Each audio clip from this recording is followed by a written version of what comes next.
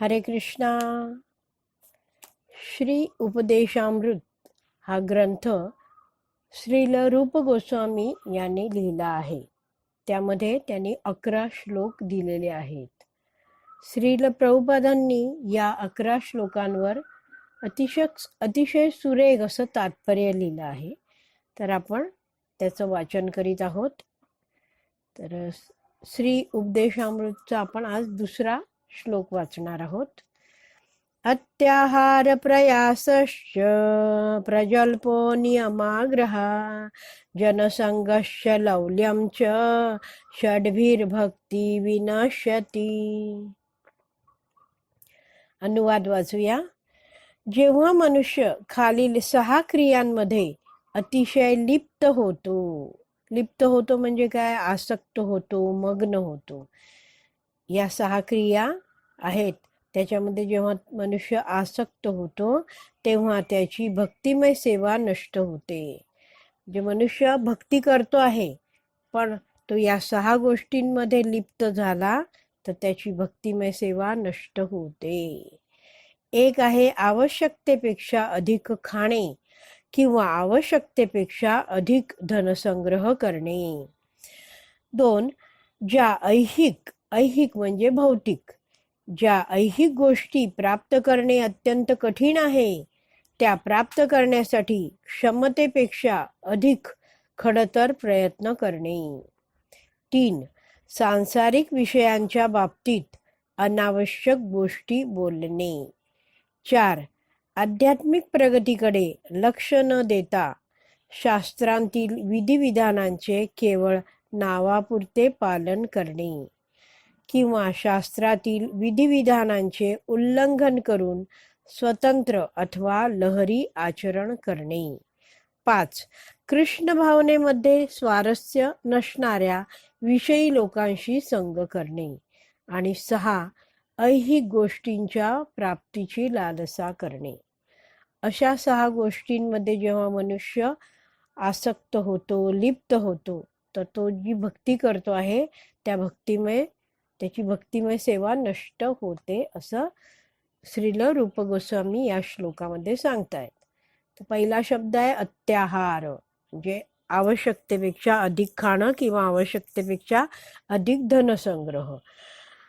प्रयास म्हणजे ज्या गोष्टी प्राप्त करण्यासाठी कठीण आहेत, ज्या भौतिक गोष्टी, त्यासाठी क्षमतेपेक्षा अधिक खडतर प्रयत्न करणे. प्रजल्प म्हणजे जे सांसारिक विषय आहे, भौतिक विषय आहेत जे, त्याबद्दल अनावश्यक काही गरज नाहीये तरीही बोलत राहणं. 4 आहे ते जरा समजून घ्यायला लागेल आपल्याला. नियमाग्रह. तर त्यामध्ये आग्रह किंवा अग्रह हे दोन्ही शब्द येतात. तर नियम म्हणजे नियम किंवा विधिविधान, जे वैदिक शास्त्रांमध्ये दिले आहेत ते नियम. तर आग्रही असणं नियमांच्या बाबतीत म्हणजे काय आहे? तो भक्ती तो करतो आहे परंतु ज्या विधिविधानांचं तो पालन करतो आहे मनुष्य, त्याला भगवंतांच्या प्रसन्नतेसाठी किंवा भगवंतांच्या भक्तीसाठी हे विधिविधान पालन करण्याची इच्छा नाहीये. त्याच्या मागे त्याचा हेतू काय आहे? त्याला या भौतिक जगतातले सुख हवे आहेत, संसाराचे सुख त्याला हवे आहेत, म्हणून तो या विधिविधानांचं जर पालन करत असेल तर त्याची भक्ती नष्ट होईल असं म्हटलेलं आहे. तर हे झालं नियमांबाबतीत आग्रही असणारा माणूस, म्हणजे तो विधिविधानांचं पालन करण्यामध्ये अधिक आसक्ती तर दाखवतोय परंतु ध्येय काय आहे, उद्देश काय आहे? भगवंतांची प्रसन्नता हा नाहीये, तर स्वतःची इंद्रिय तृप्ती आहे, संसाराचं सुख प्राप्त करण्यासाठी तो असं करत आहे. इंद्रिय तृप्तीची अपेक्षा आहे. दुसरा नियम अग्रह असा आहे. तर अग्रह म्हणजे काय? उपेक्षा किंवा दुर्लक्ष करणं. म्हणजे मनुष्य शास्त्रांतील जे विधिविधान आहेत त्यांचं उल्लंघन करतो आणि स्वतंत्र अथवा लहरी आचरण करतो, मनाला वाटेल तसं वागतो. असं आहे हे नियमाग्रहाचे 2 अर्थ. 5 आहे जनसंग. जे विषयी जे सांसारिक लोक आहेत त्यांची संगती, ते. आणि जे 6वं आहे ते आहे लौल्यम. लौल्यम म्हणजे काय आहे?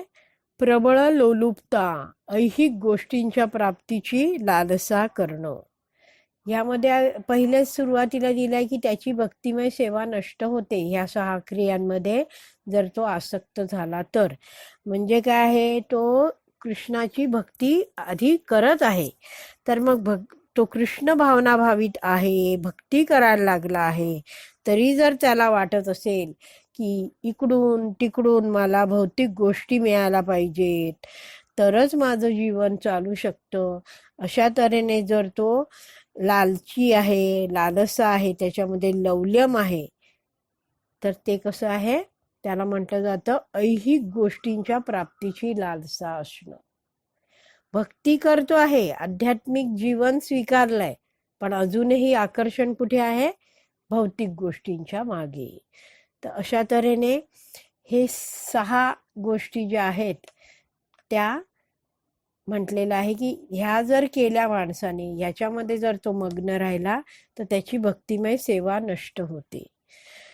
तर दुसऱ्या श्लोकामध्ये जे रूप गोस्वामी आहेत ते यम बद्दल सांगतात. यम आणि नियम असं वैदिक शास्त्रांमध्ये दिलेलं आहे. यम म्हणजे काय? यम असे आहेत जे आपण कधीही करू नये असं म्हटलं जातं. यम म्हणजे काय? हे करू नका. तर जर आता हे 6 कार्य आहेत, हे आहेत यम, म्हणजे हे आपण करायचे नाहीत. ही जर कामं केली तर असं म्हटलं जातं की यमाकडे जावं लागतं. म्हणजेच काय आहे? अशी कामं करून यमाकडे जावे लागते, ते यम. म्हणजे हे सगळे कार्य आहेत, 6 गोष्टी. यामुळे भक्तिमय सेवा नष्ट होते आणि यमाकडे जावं लागतं असं म्हटलं जातं. आणि तिसरा जो श्लोक आहे आपला यातला, त्यामध्ये सांगितलंय नियम, हे करा. नियम म्हणजे हे करा. तर त्यासाठी म्हटलं जातं की नियमांचं पालन केलं तर त्या भक्ताला नारायणाकडे जाता येतं असं म्हटलं जातं. तर आपण आता तात्पर्य वाचायला सुरुवात करूया. त्याआधी आपण श्रील प्रभुपादांना प्रार्थना करूया. हे श्रील प्रभुपाद, आम्ही हा ग्रंथ वाचण्याचा प्रयत्न करीत आहोत, त्यासाठी आम्हाला आशीर्वाद द्या. मानवी जीवनाचे उद्दिष्ट साधी राहणे आणि उच्च विचारसरणी हे आहे. अतिशय महत्वाचं वाक्य तात्पर्याला सुरुवातीलाच प्रभुपाद सांगतात की मानवी जीवन कसं असावं? साधी राहणी असावी. साधी राहणी जेव्हा भक्ताची असते तेव्हा आपोआपच तो मायेपासून वाचतो. आणि उच्च विचारसरणी म्हणजेच काय आहे?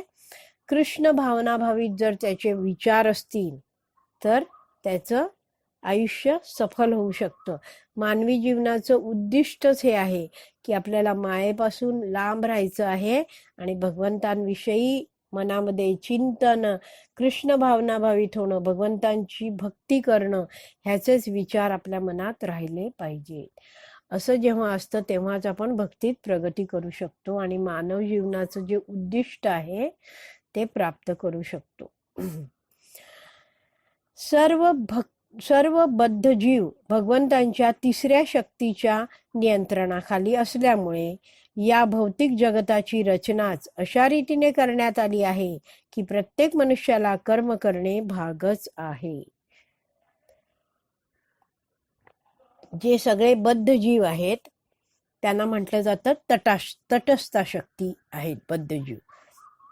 पण ते सगळे काय कोणाच्या नियंत्रणाखाली आहेत? भगवंतांची जी तिसरी शक्ती आहे, बहिरंगा शक्ती, माया म्हणतात, दुर्गा देवी पण म्हणतात. तर त्या बहिरंगा शक्तीच्या नियंत्रणाखाली हा बद्ध जीव असतो. आणि त्यामुळे अशी या जगताची रचना केली आहे की प्रत्येक मनुष्याला जगण्यासाठी कर्म करावंच लागतं. भगवंतांच्या 3 मूलभूत शक्ती आहेत. तसं तर भगवंतांच्या असंख्य शक्ती आहेत, पण त्याचे 3 भाग आहेत. म्हणजे 3 मूलभूत शक्ती आहेत आणि त्याच्या खाली त्याच्या अनेक शक्ती येतात आणखी. तर पहिली जी प्रमुख शक्ती आहे ती आहे अंतरंगा शक्ती. दुसरी तटस्थ शक्ती आणि तिसऱ्या शक्तीला बहिरंगा शक्ती असे म्हणतात. जीव तटस्थ शक्तीमध्ये येतात आणि ते आहेत ते अंतरंगा व बहिरंगा शक्तीच्या मध्ये स्थित आहेत. म्हणजे जर समुद्राचं एखादं तट पाहिला आपण, समुद्राचा किनारा, तर तटावर आहे, आपण धरूया की तटस्थ शक्ती म्हणजे जीव उभा आहे. एका बाजूला समुद्र आहे आणि दुसऱ्या बाजूला कोरडी जागा आहे. तर हा मध्यभागी जीव स्थित आहे. एका बाजूला अंतरंगा शक्ती आहे, दुसऱ्या बाजूला बहिरंगा शक्ती आहे. भगवंतांचे नित्यसेवक या नात्याने भगवंतांच्या अधीन असणाऱ्या जीवात्म्यांना अंतरंगा किंवा बहिरंगा शक्तीच्या नियंत्रणाखाली राहावे लागते. आता जीव जे आहेत, जीवात्मे, ते कसे आहेत? जीवेर स्वरूप होय कृष्णेर नित्यदास. ते भगवंतांचे नित्य सेवक आहेत, पण ते या भौतिक जगतामध्ये आलेले आहेत. त्यामुळे त्यांना या दोन शक्तींपैकी एका शक्तीच्या नियंत्रणाखाली राहावं लागतं. एक तर अंतरंगा शक्ती किंवा बहिरंगा शक्ती. ही निवड स्वतः तो जीवात्मा करतो. जेव्हा ते म्हणजे कोण? जे जीव आहेत ते भगवंतांच्या अंतरंगा शक्तीच्या नियंत्रणाखाली असतात, तेव्हा ते जीव आपले स्वाभाविक आणि स्वरूप स्थितीतील कार्य करतात. जेव्हा या जीवांनी भगवंतांच्या अंतरंगा शक्तीच्या नियंत्रणाखाली आश्रय घेतलाय, तेव्हा ते जीव, त्यांचं जीवेर स्वरूप आहे कृष्णर नित्यदास, म्हणून ते आपलं जी स्वरूप स्थिती आहे, भगवंतांची भक्ती करणं, भगवंतांची सेवा करणं, तीच ते कार्य करतात. भगवत सेवेमध्ये अहर्निश संलग्न असणे हे जीवाचे स्वाभाविक कार्य आहे.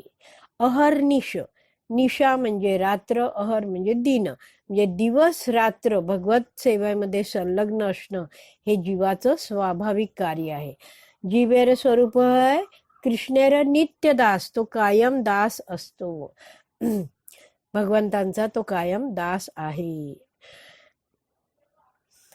या बाबतीत भगवद्गीतेतला 9.13 मध्ये सांगितले आहे. आता यामध्ये या श्लोकात भगवान श्रीकृष्ण अर्जुनाला म्हणतात, महात्मानस्तु मां पार्थ दैवीं प्रकृतीम आश्रिता भजन्ति अनन्य मनसो ज्ञात्वा भूत आदिमव्ययम.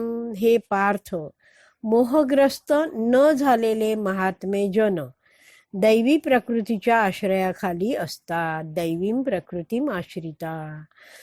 ते भक्तिमय सेवेमध्ये पूर्णपणे संलग्न झालेले असतात. भजंती अनन्य मनसो. ते माझी भक्ती करतात.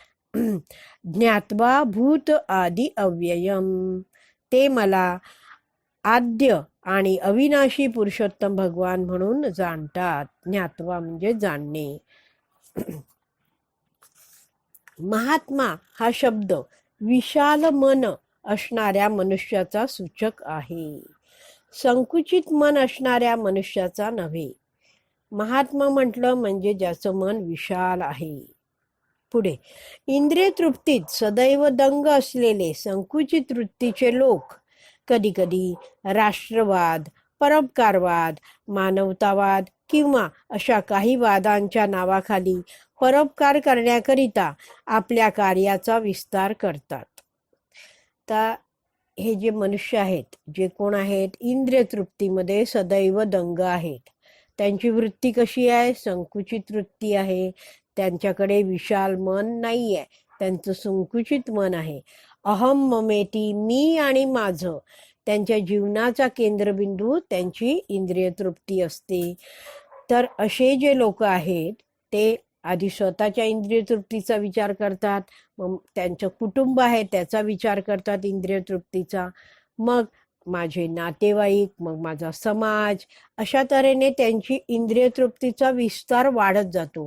ते आपल्या समाजासाठी कार्य करतात, आपल्या गावासाठी कार्य करतील, आपल्या शहरासाठी, आपल्या राज्यासाठी.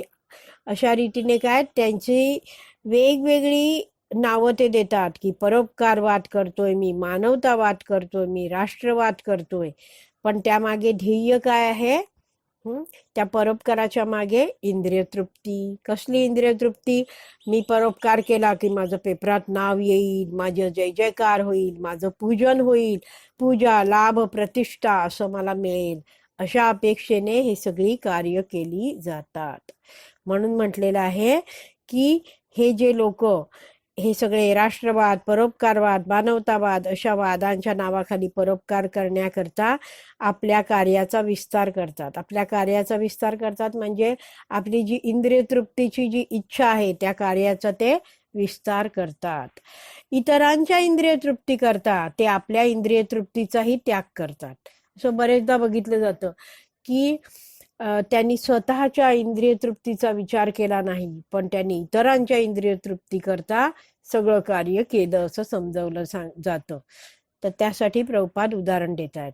आपल्या कुटुंबीय, जात किंवा राष्ट्रीय अथवा आंतरराष्ट्रीय समाजाच्या तृप्तीसाठी ते लोक वैयक्तिक इंद्रिय तृप्तीचाही त्याग करू शकतात. वस्तुतः वैयक्तिक ते जातीय ते सामाजिक अशी ही सारी विस्तारित इंद्रिय तृप्तीच आहे. असं वरवर वाटतं की त्यांनी स्वतःची इंद्रिय तृप्ती त्यागली आहे, तरी तसं नसतं. त्यांच्या इंद्रिय तृप्तीचंच विस्तारित रूप म्हणजे हे समाजासाठी जातीसाठी केलेलं कार्य असतं. भौतिक दृष्ट्या बघता हे सर्व अत्यंत चांगले आहे, परंतु अशा गोष्टींना मुळीच आध्यात्मिक महत्व नसते. आध्यात्मिक दृष्ट्या हे कार्य काहीही महत्वपूर्ण नाहीये. अशा सर्व कार्यांचा वैयक्तिक अथवा विस्तारित इंद्रिय तृप्ती हा आधार असतो. कोणतंही आपण कार्य करतो त्यामागचा हेतू काय हे ते महत्वाचं आहे. तर ही सगळी जी वेगवेगळे परोपकार केले जातात यामागचा आधार काय आहे, हेतू काय आहे? वैयक्तिक किंवा विस्तारित इंद्रिय तृप्ती. जेव्हा मनुष्य भगवंतांच्या इंद्रियांना तृप्त करतो तेव्हाच त्याला महात्मा अथवा विशाल हृदयाचा मनुष्य असे म्हणता येते. जेव्हा मनुष्य आहे तो भगवंतांच्या इंद्रियांना तृप्त करण्याचा प्रयत्न करतो, भगवंतांची सेवा करतो, तेव्हाच त्या मनुष्याला महात्मा म्हणजेच विशाल हृदयाचा म्हणता येतं. कोणी जर असं परोपकारवादी आहे तर त्याला आपण महात्मा म्हणू नये असं प्रभुपाद इथे समजवत आहेत. भगवद्गीतेच्या उपरोक्त श्लोकातील आता जो आपण वाचला ना श्लोक, महात्मा नस्तु माम पार्थ, त्याविषयी प्रभुपाद आता समजवत आहेत. या उपरोक्त श्लोकातील दैवीम प्रकृतीम हे शब्द भगवंतांच्या अंतरंगा शक्तीचे किंवा लादिनी शक्तीचे नियंत्रण सुचवतात. म्हणजे हा जो भक्त आहे, हे जे महात्मे जन आहेत ते आश्रय घेतात दैवीम प्रकृतीचं. म्हणजेच कोणाचा आश्रय घेत आहेत ते भगवंतांची जी अंतरंगा शक्ती आहे, लादिनी शक्ती आहे, तिच्या नियंत्रणात ते राहतात. ही लादिनी शक्ती श्रीमती राधाराणी किंवा तिचे विस्तारित रूप लक्ष्मी देवी यांच्या रूपाद्वारे व्यक्त होते. जेव्हा जीव अंतरंगा शक्तीच्या नियंत्रणाखाली असतात तेव्हा श्रीकृष्ण वा श्री विष्णूंना संतुष्ट करणे हेच त्यांचे एकमेव कार्य असते. जेव्हा जीव आहे तो अशा अंतरंगा शक्तीच्या नियंत्रणाखाली आहे तेव्हा तो भगवंतांना संतुष्ट करणं हेच त्याचं कार्य असतं. कारण स्वतः जी लादिनी शक्ती आहे भगवंतांची राधाराणी, तिचं पण एकच कार्य आहे, तिचं प्रत्येक कार्य म्हणजे भगवंतांना आनंद देण्यासाठी केलं जातं. तर तिच्या जेव्हा आपण जीव नियंत्रणाखाली आहे तेव्हा तोही भगवंतांना संतुष्ट करणं हेच एकमेव कार्य करतो. एका महात्म्याची ही स्थिती असते. एक महात्मा म्हणजे कोण? जो ज्यांनी भगवंतांची जी दैवी शक्ती आहे, दैवी प्रकृती म्हणजेच अंतरंगा शक्ती, लादिनी शक्ती हिचा आश्रय घेतला आहे, तिच्या तो नियंत्रणाखाली आहे आणि भगवंतांना प्रसन्न करणं हे एकमेव कार्य तो करीत आहे. एका महात्म्याची ही स्थिती असते. जर मनुष्य महात्मा नसेल तर तो निश्चितच दुरात्मा किंवा संकुचित वृत्तीचा असतो. जर तो महात्मा नाहीये तर तो दुरात्मा असणार, संकुचित वृत्तीचा असणार. अशा संकुचित वृत्तीच्या दुरात्म्यांना भगवंतांच्या बहिरंगा शक्तीच्या किंवा महामायेच्या नियंत्रणाखाली ठेवले जाते. या भौतिक जगातील सर्व जीव निश्चितच महामायेच्या नियंत्रणाखाली असतात आणि सर्व बद्ध जीवांना त्रिविध तापांच्या प्रभावाखाली ठेवणे हे या महामायेचे कार्य आहे. तर महामाया म्हणजेच कोण आहे? ही दुर्गा देवी आहे. तर ती 3 प्रकारचे ताप देते. आणि ती काय दुष्ट आहे म्हणून ताप देते का? नाही, ती तर भगवंतांची शक्ती आहे. मग ती का ताप देते? कारण की ती आपल्याला जे जीव आलेले आहेत, भगवंतांना सोडून इथे भौतिक जगतामध्ये स्वामी बनायला जे जीव आले आहेत, त्यांना 3 ताप देऊन ही दुर्गा देवी जी माया देवी आहे ती ताप देते. कारण तिचं म्हणणं असतं की तुम्ही आता सुधारा, तुम्ही इथे अडकून बसू नका. अशा तऱ्हेने ती आपल्याला ताप देऊन या जगतामध्ये हे राहण्यासाठी योग्य ठिकाण नाही आहे, भक्ती करा भगवंतांची आणि भगवत धामात जा, अशा रीतीने सांगण्याचा ती हे 3 ताप देऊन प्रयत्न करते. जसं जेलचा जेलर असतो तसं हा जो भौतिक जगत आहे त्याला एका दुर्ग किल्ल्याची उपमा दिलेली आहे आणि त्याची जी प्रमुख आहे ती आहे दुर्गा देवी. तर ती जे 3 ताप देते ते काय आहे? सर्व बद्ध जीवांना त्रिविध तापांच्या प्रभावाखाली ठेवणे हे महामायेचे म्हणजे दुर्गा देवीचे कार्य आहे. हे 3 क्लेश पुढील प्रमाणे आहेत. आधी दैविक क्लेश म्हणजे देवतांपासून उत्पन्न होणारे जे क्लेश आहेत, त्रास आहेत ते. त्यासाठी उदाहरण आहे दुष्काळ, भूकंप आणि वादळे इत्यादी सारखे दैवी प्रकोप. भूकंप होतो म्हणजे भूमाता तिच्याकडून त्रास होतो. मग खूप वायुदेवाकडून त्रास होतो. तो काय होतो? मोठी मोठी वादळ येतात. अशा रीतीने काय दैवी प्रकोपाला सामोरं जावं लागतं जीवाला. दुसरं आहे आधी भौतिक क्लेश. इतर भौतिक म्हणजे भूत, इतर जीवांपासून मिळालेले क्लेश, इतर कीटकांद्वारे अथवा शत्रूद्वारे होणारे क्लेश. आपला शेजारी त्रास देतो, आपले नातेवाईक त्रास देतात, किडा मुंगी डास हे त्रास देतात. तर असे असतात ते आधी भौतिक क्लेश. असं म्हटलं जातं जितके इतर प्राणी आपल्याला त्रास देत नाहीत तितकं मनुष्य जो आहे तो आपल्याला त्रास देत असतो. म्हणजे मनुष्यच मनुष्याला जास्त त्रास देत असतो. ते झालं आधी भौतिक क्लेश. आणि आधी आत्मिक क्लेश म्हणजे मनुष्याचं जे शरीर आहे आणि मन आहे त्याद्वारे होणारे क्लेश. म्हणजेच काय? मनाद्वारे असतं ते मानसिक त्रास आणि शरीराला गुडघे दुखतात, पाठ दुखते असे जे त्रास आहेत त्याला म्हटलं जातं आधी आत्मिक क्लेश. ते जोडून होतं आध्यात्मिक क्लेश. दैव भूतात्म हेतवहा म्हणजे बहिरंगा शक्तीच्या नियंत्रणाखाली त्रिविध तापांच्या अधीन असलेले बद्ध जीव विविध प्रकारच्या यातना भोगत असतात. हे बद्ध जीव आहेत ते बहिरंगा शक्तीच्या नियंत्रणाखाली आहे. त्यांनीच ते निवडलेलं आहे. काही जीवांनी तर आपण बघितलं की ते जीव हे तटस्थ आहेत, तटस्थ शक्ती आहे. समुद्राच्या किनाऱ्यावर जसे उभे आहेत तर त्याच्याकडे चॉईस आहे, त्याच्याकडे निवडीचा हक्क आहे की तो अंतरंगा शक्तीच्या अधिपत्याखाली जाईल नियंत्रणाखाली की बहिरंगा शक्तीच्या.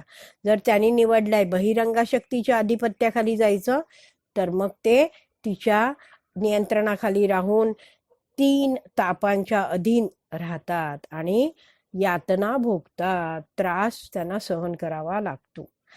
बद्ध जीवांना भेडसावणारा महत्वाचा प्रश्न म्हणजे जन्म, जरा, व्याधी आणि मृत्यू यांची पुनरावृत्ती होय. जन्म होतो, नंतर वाढतो, मग म्हातारपण येतं, मग व्याधी होतात, अनेक रोग होतात आणि मग शेवटी मृत्यू होतो. असं हे जे जन्म मृत्यू जरा व्याधीचं चक्र आहे, पुनरावृत्ती आहे, हा बद्ध जीवाला भेडसावणारा मोठा प्रश्न आहे. भौतिक जगामध्ये मनुष्याला उदरनिर्वाहाकरिता आणि प्राण धारणेकरिता म्हणजे जीवन जगण्यासाठी कर्म करणे भागच असते. परंतु हेच कर्म मनुष्याला कृष्ण भावनेच्या आचरणासाठी कसे अनुकूल होऊ शकते? म्हणजे कर्म तर करावं लागणारच आहे, मग त्याला कृष्ण भावनेच्या आचरणासाठी हे कर्म कसं अनुकूल होईल ते आपल्याला प्रश्न विचारून प्रभुपाद पुढे समजवतायत. प्रत्येक मनुष्याला अन्नधान्य, वस्त्र, संपत्ती आणि शरीराच्या निर्वाहाकरिता इतर गोष्टींची आवश्यकता ही असतेच. म्हणजे काय, अन्न वस्त्र हे तर सगळं हवंच, पर काय आहे, थोड्याशा त्याच्या शरीराच्या गरजा असतात, तेही आवश्यकता आहे.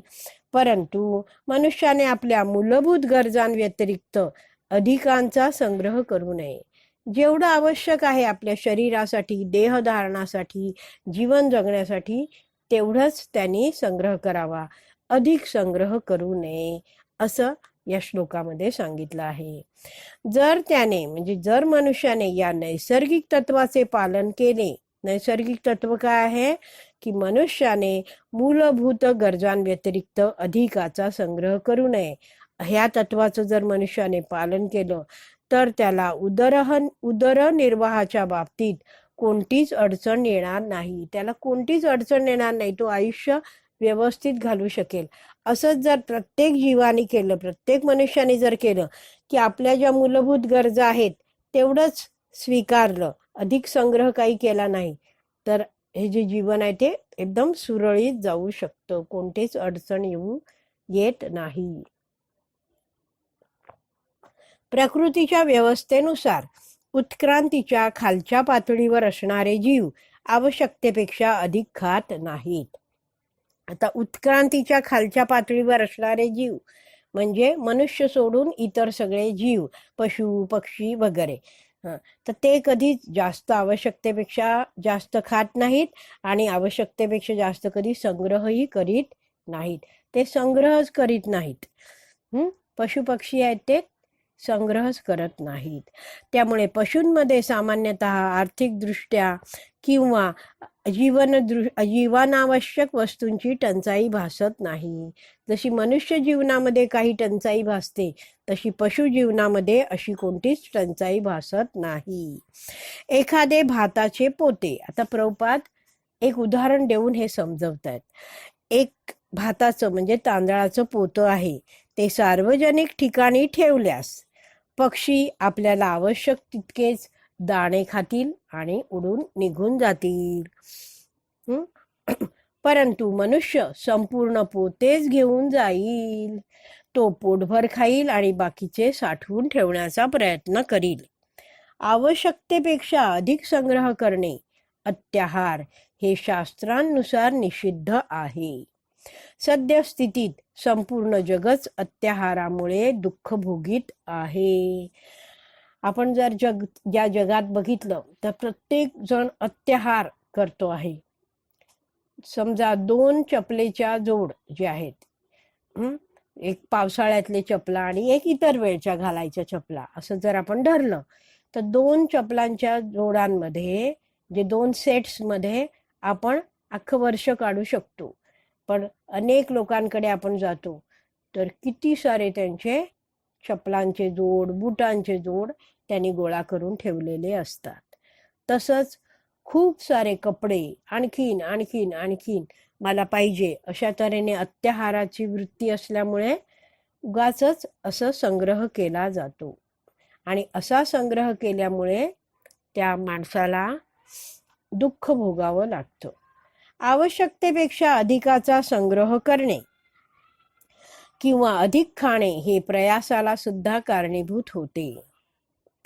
ही आहे आणखीन पाहिजे तर त्यासाठी प्रयत्न पण करायला लागतात. परमेश्वराच्या योजनेमुळे जर मनुष्याकडे थोडी जमीन आणि दुभती गाय असेल तर तो जगाच्या पाठीवर कुठेही शांततेने राहू शकतो. जर काय आहे, भगवंतांचा तो भक्त आहे आणि त्यांनी काय केलं, त्याच्याकडे छोटंसं घर आहे, थोडी जमीन आहे आणि दुभती गाय आहे, तर तो जगाच्या पाठीवर कुठेही शांततेने राहू शकतो. मनुष्याला उदरनिर्वाह करता स्थलांतर करण्याची मुळीच आवश्यकता नाही, कारण राहत्या ठिकाणीच तो धनधान्य पिकवू शकतो आणि गायीपासून दूध मिळवू शकतो. यामुळे त्याच्या सर्व आर्थिक समस्या सुटतील. आपण बघतो अनेक लोकांची ऑफिसं कशी असतात, खूप दूर असतात. त्यांना इतके मोठे मोठे प्रवास करायला लागतात, परत एवढा प्रवास करून यावं लागतं आणि बसायला त्या प्रवासात जागा मिळेलच असं नाही. कित्येकदा ते गाडीमध्ये असे उभ्या उभ्यानीच प्रवास करतात. तर म्हणून इथे लिहिलंय की जर त्याच्या जवळच जर उदरनिर्वाहाचं साधन असेल तर त्याला स्थलांतर करण्यासाठी सारखा प्रवास करण्याचीही आवश्यकता लागणार नाही. सुदैवाने कृष्ण भावनेचे अनुशीलन करण्याकरिता, अनुशीलन म्हणजे काय, जोपासना करण्यासाठी. जर एखाद्याने कृष्ण भावना स्वीकारली आहे तर तिची वाढ पण झाली पाहिजे कृष्ण भावनेमध्ये, जोपासना पण झाली पाहिजे, त्याचा सांभाळ पण झाला पाहिजे भक्तीचा.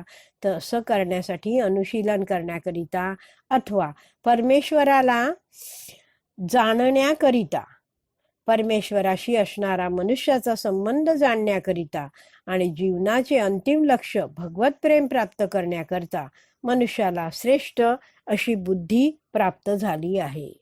मनुष्याला खास बुद्धी दिली आहे जेणेकरून तो भक्ती करू शकतो, भगवंतांविषयी जाणू शकतो, असं सगळं ज्ञान प्राप्त करू शकतो, संबंध जाणू शकतो, भक्ती करून प्रयोजन म्हणजे काय, भगवंतांचं प्रेम प्राप्त करू शकतो. यासाठी त्याला खास बुद्धी दिलेली आहे. दुर्दैवाने बुद्धी तर मिळाली आहे, पण दुर्दैवाने तथाकथित सुसंस्कृत मनुष्य भगवत साक्षात्काराची पर्वा न करता आपल्या बुद्धीचा उपयोग आवश्यकतेपेक्षा अधिक वस्तूंचा संग्रह करणे आणि जिव्हा तृप्त्यर्थ खाणे यासाठीच करतो. एवढी छान बुद्धी मिळाली आहे, त्यांनी भगवत साक्षात्कार करू असं तो करत नाही, तर दुसरीचकडे बुद्धी वापरतो. अधिक वस्तूंचा मी संग्रह कसा करू, जिभेच्या तृप्तीसाठी आणखीन काय खाऊ, अशाच विचारात तो राहतो. परमेश्वराच्या योजनेमुळे सर्व जगभर मनुष्याला दुधाचे आणि धान्याचे उत्पादन करायला पुरेसा वाव आहे. परंतु भगवत साक्षात्काराचे अनुशीलन करण्यासाठी आपल्या श्रेष्ठतर अशा बुद्धीचा उपयोग न करता तथाकथित बुद्धिमान मनुष्य अनावश्यक आणि नको असलेल्या वस्तूंचे उत्पादन करण्याकरता आपल्या बुद्धीचा उपयोग करीत आहे. तर भगवान श्रीकृष्णांनी ही सगळी सृष्टी निर्माण केली आणि त्यामध्ये जे काय आहेत हे ग्रहलोक आहेत, जे काही निर्माण केलं आहे त्यामध्ये प्रत्येक ग्रह जो आहे, आता जसं आपण पृथ्वी धरलं तर पृथ्वीवर काय आहे, असं परिपूर्ण आहे की त्यावरचे जे सगळे जीव आहेत त्यांच्या सगळ्या आवश्यकता पूर्ण होतील. त्याला बाहेरून कुठचीही मदतीची गरज नाही, पृथ्वी लोक जर धरला तर. अशा रीतीने भगवंतांची जी योजना आहे त्यानुसार प्रत्येक जीवाला, त्या ग्रहावरच्या प्रत्येक जीवाला पुरेसं पुरणारा साठा आहे, उत्पन्न होऊ शकतं. परंतु मनुष्य काय करतो, आपली जी बुद्धी आहे ती अनावश्यक आणि नको असलेल्या वस्तूंच्या उत्पादनाकरता वापरतो. आणि काय काय वेगवेगळे कारखाने आहेत, जसं आपण काही गाद्या बघतो, काही लोकांकडे असतात, ते काय आहेत, 1.5 लाखाच्या गाद्या, अनेक असं अनावश्यक गोष्टी आहेत, असे बनवण्याचे कारखाने आहेत.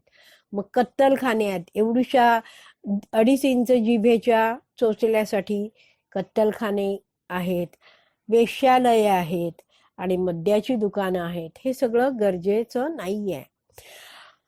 अत्याधिक वस्तूंचा संग्रह करू नये, अत्याधिक खाऊ नये, वाजवीपेक्षा अधिक श्रम करू नयेत, कृत्रिम सुख साधने जवळ ठेवू नयेत, असा जर लोकांना उपदेश केला, प्रभुपाद म्हणतात, असा जर उपदेश केला तर त्यांना वाटते की त्या लोकांना आपण पुरातन जीवन पद्धतीकडे परत जाण्याचा उपदेश देत आहोत. सामान्यपणे लोकांना साधी राहणी आणि उच्च विचारसरणी आवडत नाही, हे त्यांचं दुर्भाग्य आहे. त्यांना साधं राहायला आवडत नाही आणि उच्च विचार करायला आवडत नाही. त्यांना उलटच आवडतं.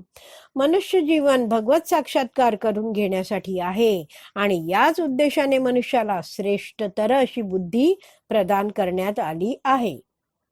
ज्या लोकांना विश्वास आहे की ही उच्च बुद्धी उच्चतर जीवन अवस्थेची प्राप्ती करण्यासाठी आहे, त्या लोकांनी वेदांतील उपदेशांचे पालन केले पाहिजे. जर एखादा जाणतोय की मला बुद्धी मिळाली आहे, ती कशासाठी आहे? उच्चतर जीवन अवस्था प्राप्त करण्यासाठी. म्हणजे ज्या मी आता चेतनेत आहे त्याच्यापेक्षा माझी चेतना आणखीन उच्च झाली पाहिजे. यासाठी त्या माणसाने वेदांमध्ये जे उपदेश दिले आहेत त्यांचं पालन केलं पाहिजे.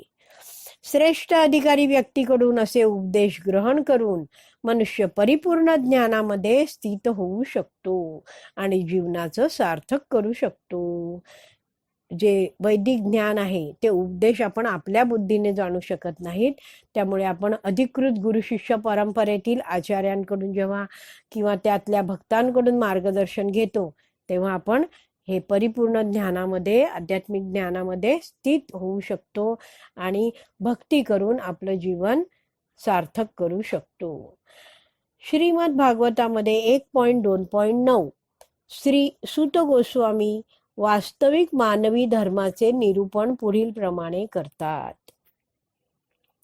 धर्मस्य हि अपवर्गस्य नार्थो अर्थायोपकल्पते नार्थस्य धर्म एकांतस्य कामो लाभाय हि स्मृतः. सर्व स्वधर्म हे निश्चितच अंतिम मोक्ष प्राप्तीकरता आहेत. मनुष्याने स्वधर्माचे आचरण भौतिक लाभासाठी मुळीच करू नये. या व्यतिरिक्त जो मनुष्य अंतिम स्वधर्म आचरणात संलग्न झाला आहे, म्हणजेच काय, स्वधर्म आचरणात संलग्न झालाय म्हणजेच तो भक्तीत संलग्न झाला आहे, तर त्याने भौतिक लाभाचा उपयोग इंद्रिय तृप्ती करता कधीही करू नये. म्हणजे धर्माचं आचरण भौतिक लाभासाठी करू नये आणि भक्ती करतोय तर त्यांनी हे जे धर्माच्या आचरणाने काही लाभ झालाय त्या लाभाने त्या पैशाने इंद्रिय तृप्ती करता कधीच त्या पैशाचा उपयोग करू नये. मानवी संस्कृतीचा पाया म्हणजे शास्त्रांनुसार स्वधर्म आचरण करणे हा होय. मानवी संस्कृतीचा पाया काय आहे? जे मनुष्याचं शास्त्रांनी सांगितल्यानुसार त्याने स्वतःच्या धर्माचं पालन केलं पाहिजे. श्रेष्ठतर अशा मानव बुद्धीला मूलभूत धर्म काय आहे हे जाणण्यासाठी प्रशिक्षण दिलं पाहिजे. काय धर्म आहे हे सगळं त्या माणसाला समजवलं पाहिजे, शिक्षण दिलं पाहिजे. मानवी समाजामध्ये हिंदू, ख्रिश्चन, हिब्रू, मुस्लिम, बौद्ध अशा इत्यादी विशिष्ट नावाने ओळखल्या जाणाऱ्या विविध प्रकारच्या धार्मिक संकल्पना रुजू आहेत. कारण धर्माविना मानव समाज हा पशुवतच आहे. सगळी जी आपण बघतो की जे सगळा समाज आहे तिथे प्रत्येक जण कुठच्या ना कुठच्या तरी धर्माचं पालन करत आहेत. कारण धर्मेन ही ना पशुभी समानाम. म्हणून धर्म नसेल, काही नियम नसतील तर मानव समाज हा पशुप्रमाणे मानला जातो. वर सांगितल्याप्रमाणे धर्मस्य हि अपवर्गस्य नार्थो अर्थाय उपकल्पते. धर्म हा मोक्ष प्राप्ती करता आहे, उदरनिर्वाहाकरिता नाही. काही वेळा भौतिक प्रगतीचे लक्ष ठेवून मानव समाज तथाकथित धर्माची स्थापना करतो. काय जो मानव आहे त्याची इच्छा काय आहे? त्याला भौतिक प्रगती करायची आहे, त्यामुळे तो स्वतःच एक धर्माची स्थापना करतो. परंतु वास्तविक धर्माचा तो उद्देश नव्हे. धर्म म्हणजे भगवंतांचे नियम होय. कारण या नियमांचे योग्य रीतीने पालन केल्यास मनुष्याची भौतिक जंजाळातून म्हणजेच या जन्म मृत्यू जरा व्याधीच्या चक्रातून मुक्तता होते. कारण ते नियम भगवंतांनी दिलेले असतात. त्याचं पालन केलं योग्य प्रकारे तर मनुष्य या जन्म मृत्यू जरा व्याधीच्या चक्रातून मुक्त होऊ शकतो.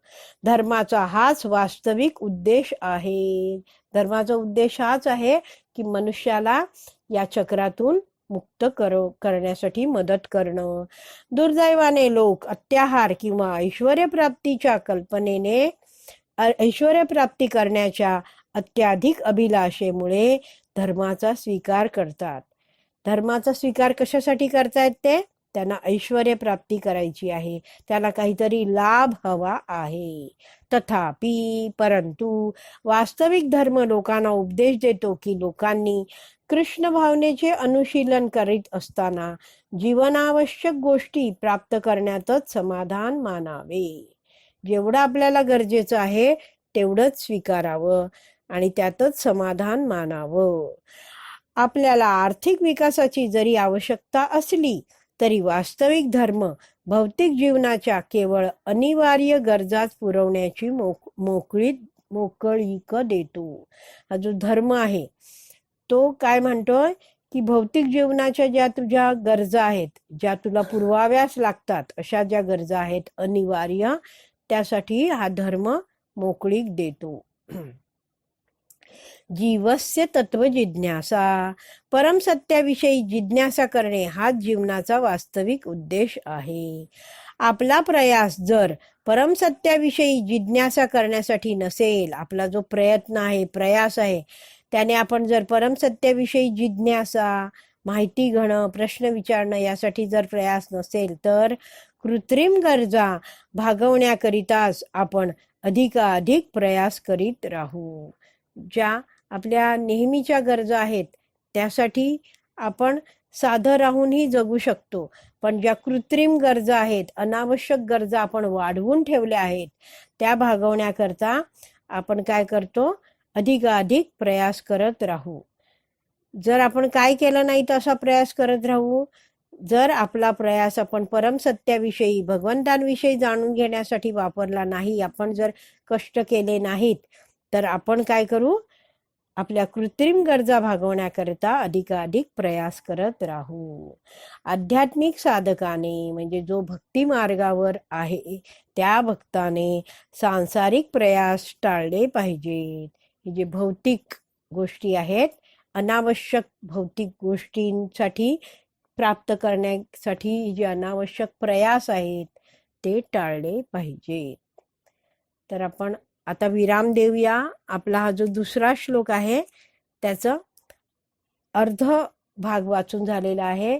दुसरा श्लोक माझा 16व्या पानाला सुरू झाला होता आणि आता मी विराम देते. ते पान आहे 22. पुढच्या भागात आपण उरलेला श्लोक आहे तो पूर्ण करणार आहोत.